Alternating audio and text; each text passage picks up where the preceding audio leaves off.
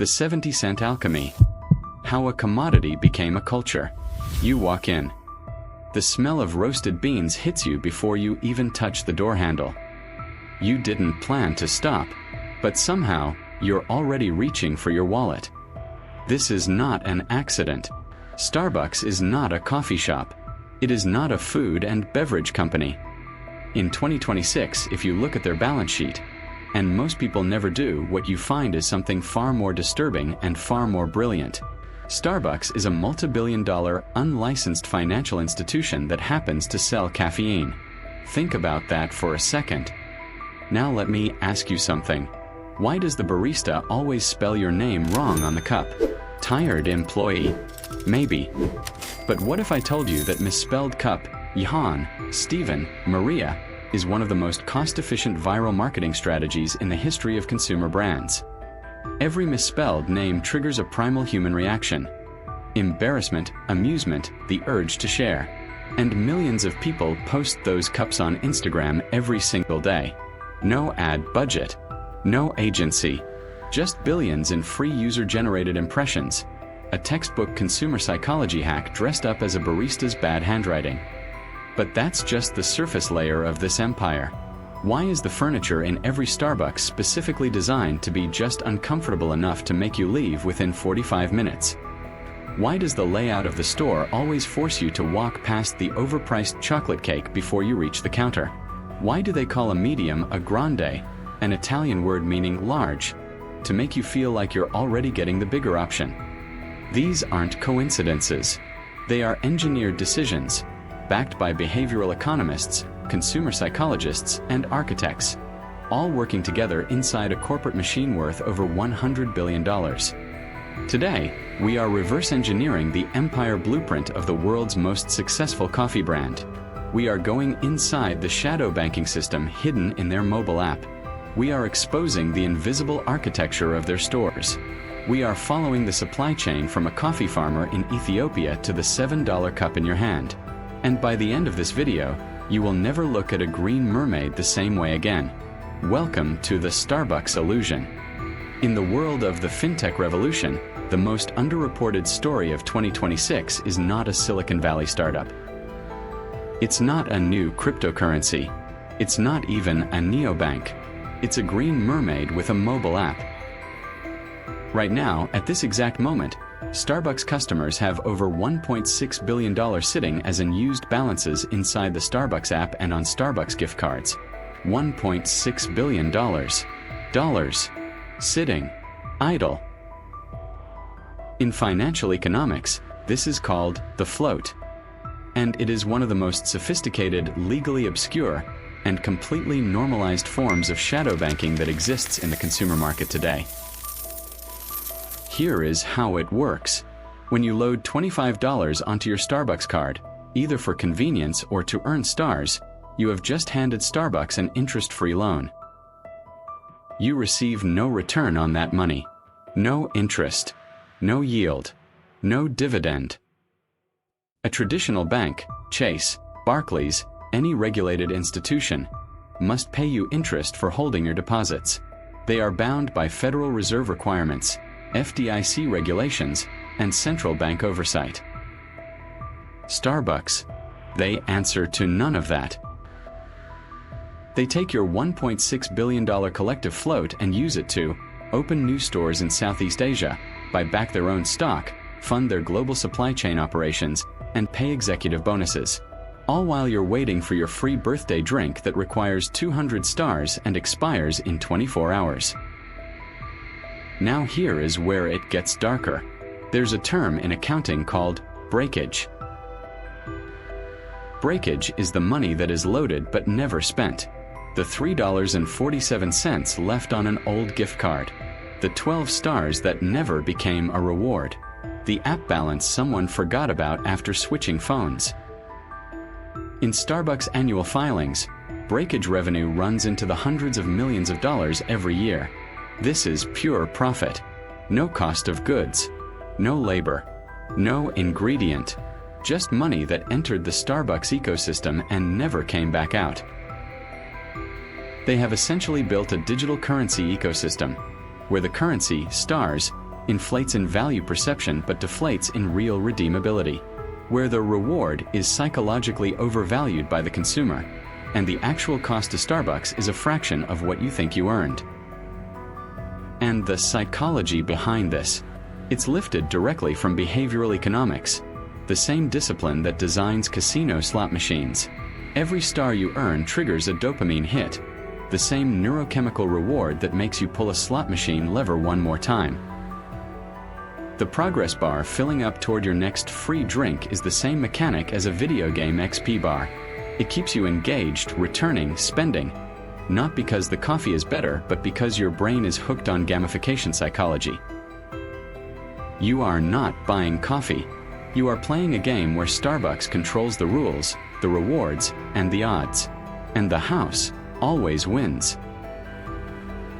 Walk into any Starbucks in the world, London, Dubai, Seoul, Karachi, and you will feel the same thing. A specific kind of calm, a productive hum, a sense that you could open your laptop and create something meaningful right here. That feeling has a name. Howard Schultz, the architect of the modern Starbucks empire, called it the third place. The concept is simple and devastating in its brilliance. Your first place is your home. Your second place is your office. Starbucks is designed to be your third place, a psychological neutral zone where you belong without obligation. But nothing about that feeling is accidental. Let's start with acoustic engineering. The sound of the milk steamer? Calibrated. The background music, typically low-tempo, acoustic or jazz, plays at a frequency designed to lower your stress cortisol while simultaneously creating what psychologists call an atmosphere of productive ambient noise. A 2012 University of Illinois study found that moderate ambient noise, around 70 decibels, actually enhances creative cognition. Starbucks knew this before the study was published. Now look at the counterflow layout, the path from the door to the register. In virtually every Starbucks, that path is not a straight line. It curves. It bends. It forces you past the pastry display, the merchandise wall, the seasonal mugs, the packaged beans. This is pure retail psychology, the same principle IKEA uses with its deliberate maze. Exposure drives impulse purchase. Every foot of that detour is a calculated revenue decision. Now let's talk about the round table theory. Have you noticed how many of Starbucks tables are round? This is not a design aesthetic. Psychology research consistently shows that round tables make solo customers feel less conspicuous and less lonely than square or rectangular ones. A square table has corners, directional, confrontational. A round table is inclusive. It says, you belong here alone. Starbucks wants you to feel comfortable enough to stay, order again, and associate their brand with positive emotions. But here's the paradox. They also don't want you to stay too long. The chairs are deliberately designed with mild ergonomic discomfort. Hard wood, upright posture, minimal cushioning. Enough to feel pleasant for 30 to 45 minutes. But after that, the body subtly signals, time to move. This controls table turnover during peak hours without ever requiring a staff interaction. You were never a customer. You were always a variable in their optimization algorithm. Starbucks sells you more than a drink. They sell you a story. The story of ethical sourcing. The story of empowering farmers. The story of sustainability. The green cup. The paper straw. The 99% ethically sourced claim printed on every bag of reserve coffee. But in 2026, that narrative is fracturing. Investigative reporting across multiple media outlets has documented the gap between Starbucks' corporate PR machine and the ground reality in the global coffee supply chain. In countries like Ethiopia, Guatemala, and Vietnam, where the majority of Starbucks beans originate, smallholder farmers continue to receive prices that lag behind global commodity market rates. Certification programs marketed as ethical have faced scrutiny for weak enforcement, self-reported compliance, and limited third-party auditing. Meanwhile, Starbucks, during the worst consumer inflation crisis in a generation, managed to post-record operating profits by raising prices far beyond the actual input cost increases in milk, beans, and labor. This is not supply chain economics. This is margin expansion theater, a form of inflation narrative used to justify pricing power that was already built into the brand's perceived premium status. They sell you the experience as a distraction from the fact that the coffee experience has become a vehicle for corporate margin optimization. And then there's the environmental contradiction. Starbucks remains one of the world's largest generators of single-use plastic waste, billions of cups, lids, and cold drink vessels annually. The paper straw rollout, widely covered and celebrated by media, replaced plastic straws. But the cups still use plastic liners. The cold cups are still plastic. The net environmental impact of the paper straw campaign? Negligible. But the brand impact? Enormous. This is the masterclass of corporate greenwashing, a cosmetic environmental gesture, precision-timed for peak Gen Z media consumption, designed not to save the planet, but to maintain brand loyalty among a generation that measures corporate values more than any before it. In 2026, as ESG investing pressure mounts and consumer awareness grows, the question for Starbucks is no longer, is the coffee good? The question is, can the illusion hold? And the answer, if their financials are any indicator, is, for now, yes. Because the machine is too well built, the psychology too deeply embedded, the brand too emotionally integrated into daily ritual, for most consumers to walk away, even when they know what's happening. That is the most terrifying part of this story. So here is where we land. Starbucks is not a coffee company that built a loyalty app. It is a behavioral architecture firm that sells coffee as the entry point into a closed-loop financial and psychological ecosystem. The $7 drink that costs 70 cents to make is not a ripoff. It is a fee, a membership cost to access a meticulously designed environment that makes you feel productive, social, and emotionally safe. The float funds their expansion. The breakage is pure profit. The stars are digital Skinner boxes. The round tables, the ambient sound, the hard chairs, all optimized variables in a consumer behavior model that has been running and winning for over 50 years.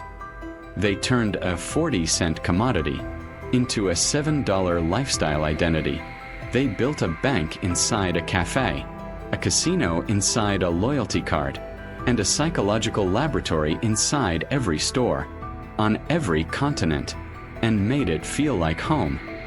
The question isn't whether you're okay with paying $7 for coffee. The question is, now that you see the blueprint, are you okay with being the subject of the experiment? Because awareness is not the same as freedom, and knowing the trick doesn't always stop you from being fooled. That is the final, uncomfortable truth of the Starbucks illusion. If this case study broke something open for you, hit subscribe, turn on notifications. Every week, we decode the empires that shape the world, not just what they sell, but how they think, how they manipulate, and how they win. Next week, the IKEA paradox. Why selling cheap makes you feel rich. I'm your narrator.